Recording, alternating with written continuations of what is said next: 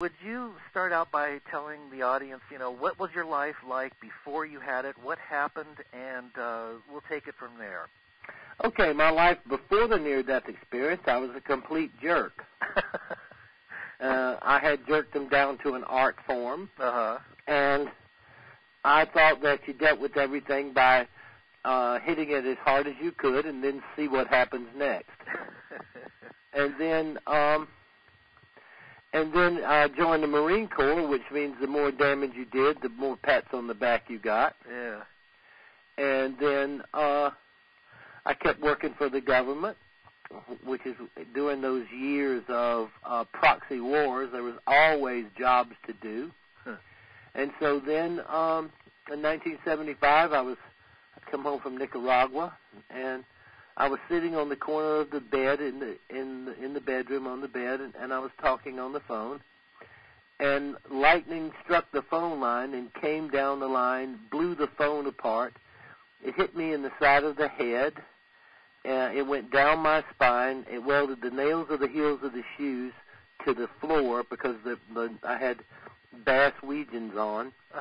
And the nails, they'd nail the heels on in those days. And they were over the nails in the floor, which grounded me. It threw me in the air. It suspended me in the air. It threw me back down on the bed. I was dead for 28 minutes, completely paralyzed for 6 days, partially paralyzed for 7 months, and it took 2 years to learn to walk and feed myself. Wow. Wow. And I don't know which was the worst.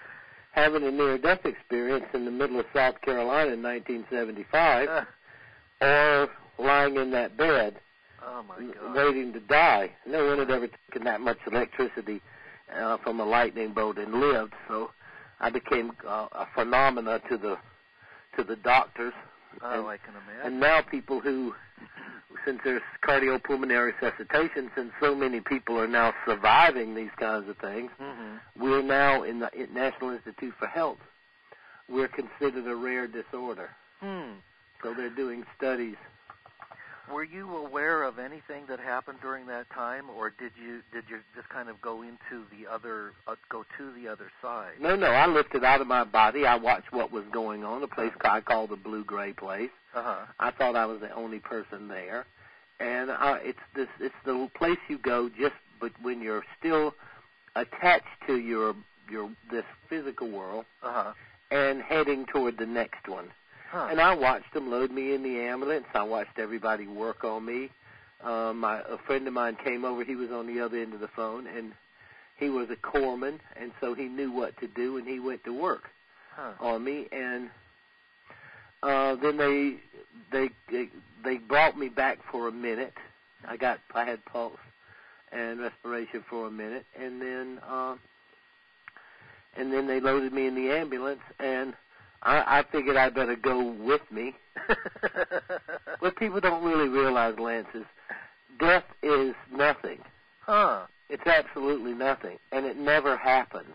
No one is ever going to die. It's just not going to happen. It's not a part of reality. And so what I did was I was watching the guy work on me, and he was working frantically, and then he had a little headsets on, and he said, "He's gone, he's gone." And I thought, gone where? The lump's here, he's here, and I'm here. Then I heard these chimes, these tones, and I could feel this. I was like moving into another dimension, and this tunnel, I could see it. It wasn't frightening or anything, but it was moving, and it began to pull me down it. And as I was going down the tunnel, it was like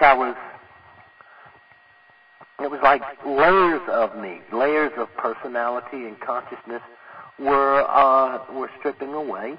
And I've looked always to try to find a word. When you have no language, I come from the deep south, and everybody goes to hell where I come from. That fundamentalist rant. Oh yeah. And so I've always tried to figure out a word that would describe what it's like to be in this blue-gray place. And the word is precious. If somebody wants to know what they look like or what they feel like when they lift out of their body, look up the word precious and apply it to themselves. And then you have an idea of what's next after you take this breath. This is what's next. And so I moved down this tunnel. I came into this place of bright, brilliant, beautiful light, but it was the most brilliant light I'd ever seen, because when the lightning got me, there was a ball of fire in the room, and it burnt my eyes so bad I couldn't see and I couldn't move. And as I lay there before I lifted out of my body, I was paralyzed and I couldn't move. But the moment I lifted out of my body, the first thing I noticed was I could see and I could move. Wow. And so when I got to the end of the tunnel, I didn't know where that was, but I didn't care. Any place was better than where I had started from. Yeah. And so this being of light, the first thing I did, Lance, was I looked down at my hand. And when I first looked at my hand, I couldn't see it. You're still trying to acclimate yourself. Yeah. But when I focused on it, my hand shaped out of the material this silvery blue mist. Wow. It shaped itself out of it, and I had a hand. It doesn't look like your hand does now, because you're a lot prettier when you're dead. I hope so. And I could see it. Wow. But the moment I took my focus off of it, then it just blended right back in. I was always conscious. I always had consciousness. But I just didn't. You don't focus on that body business too much. It's not a very interesting concept once you get out of it. And so this being came, and this being was radiant. And it had form to it. It wasn't like me looking at me. It had form to it. People, people are always given that being a name. Right. Jesus, Buddha, Muhammad, Allah, Krishna. I mean, I've heard every name you could possibly name for it. But first, let me tell you what it's like. Okay. When the being came close to me, the way I would describe it is, do you know what the difference if you get caught by your father or you get caught by your grandfather doing something? If you get caught by your father, he's going to beat your butt. Yeah. If you get caught by your grandfather, you're going to have to listen to a little talk, and you could probably hit him up for a quarter after it's over. Yeah. Well, it's a lot like being caught by your grandfather. Oh, no. Everything's going to be cool. He just has to kind of work his way through it. And tell you what you should have done when you were a kid, blah, blah, blah, blah. And then this being, and then I had what I believe to be the most important single part of the near-death experience, was the panoramic life review. And this is the point that where you really get a grip on who you are and what your destiny was, what you were doing there. Because people have to understand, you choose to come here, but more importantly, you're chosen to come here. Really? No question. There's only one way you get here, and that's that the divine architect believes there is no one better than you to, at a certain point in your lifetime, be the vehicle through an action that you take, that divinity can move from that world through you into this world. Wow. And there's no other way to get here. That's it. So the divine architect believes only you. Okay, and so what happens is you see your entire life pass before you. You will watch your entire life in a 360-degree panorama. My God. You have never missed a thing. You know how many hairs was in the nose of the doctor who pulled you from your mother. Oh, my God. You know everything, every color, every label, every jar, from the moment you opened your eyes into this world and partially on the way into this world. Wow. I mean, I can remember, I could see myself being born. So there's no discontinuity between worlds. In other words, I've heard avatars or spiritual people say there is no death and there is no birth. So what you're saying backs that up, that basically we enter in through some kind of vehicle, through the silver cord or whatever? Yeah, I mean, you have absolutely nothing to do with absolutely nothing to do with what they call birth and death. Now, I think I now know why all those babies cry. Mm-hmm. When babies cry so much when they're being born, then they realize, what in the heck have I done? Mm. I've put myself in this thing, and what is it? And why can't I make it move? Okay, and I'd be crying over that too. Yeah. And so when you get there, when you're dealing with that, it's pretty amazing to watch this life review, because you see everything. And if you think you're know-it-all now, wait till you're dead. Oh, really? Because at that moment you begin to see what you closed off.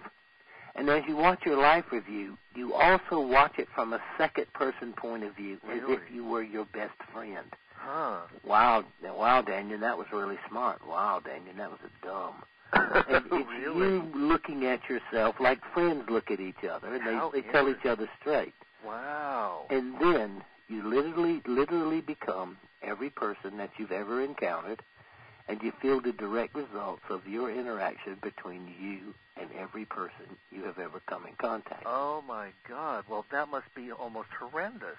Well, the first time it was pretty bad. Since I had absolutely nothing good I think I'd ever done in my life. Wow. And I had to look at it. I had to look at everything and feel. And people say, well, Dannion, what changed you so much? Mm-hmm. What was the point that changed you? I said, well, I just got tired of hitting myself in the face. Mm-hmm. And I got tired of all the ridicule and all the frustration and all the aggravation that I had created and caused for so many people. Mm-hmm. And I think that was the greatest gift that I could have been given. Mm. And once that happens, then, you get smart. You don't go back into those patterns. And you want to have a life review that when you start to think about it, you consciously do it every day. Uh-huh. But what people have to also understand, too, is this, Lance, that the judgment, the system of judgment we're all going to face is, after you've reviewed this life and had this life review, what happens is this. You ask yourself, if God couldn't come today and God sent you in the life you just reviewed, then what difference did divinity make?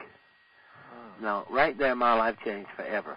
Wow. I'm still basically a jackass, but I'm a lot nicer. And I think twice before I really react. Wow. And then people always know, you said 18,000 hours. I have over 27,000 hours. Oh, my goodness.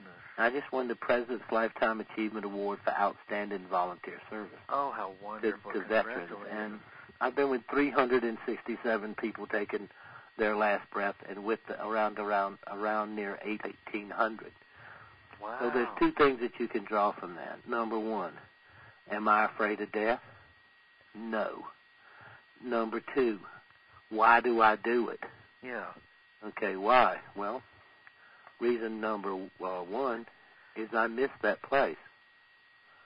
I miss it. I mean, if you've ever seen what I've seen, then you will miss it. And I guess the closest I can get to it is when a person is in transition and I know where they're going next. Oh.